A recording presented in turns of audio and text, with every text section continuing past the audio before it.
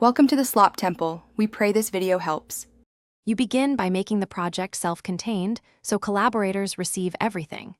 Consolidate media to embed referenced clips. This prevents missing files later. Once done, confirm resolution and frame rate in project settings so the exported movie matches delivery needs. Then export a high-quality master using File Share File, choosing ProRes or H.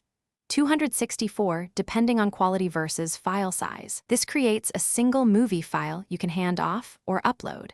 It's the only reliable way to share a working final with others. Next, you prepare the editable project itself so another iMovie user can open it.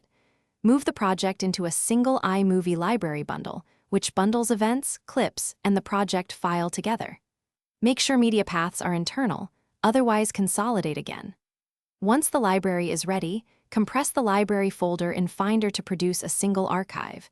This reduces transfer errors and keeps package structure intact. Then transfer that archive by AirDrop, external SSD, or a cloud service that preserves package files.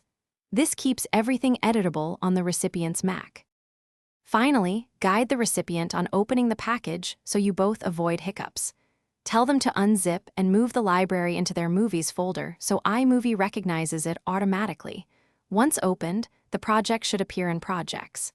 If clips show as missing, relink media by locating the original files.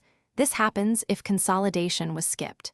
And if the exported movie shows artifacts, make sure to re-export using a higher bitrate or ProRes for a clean master.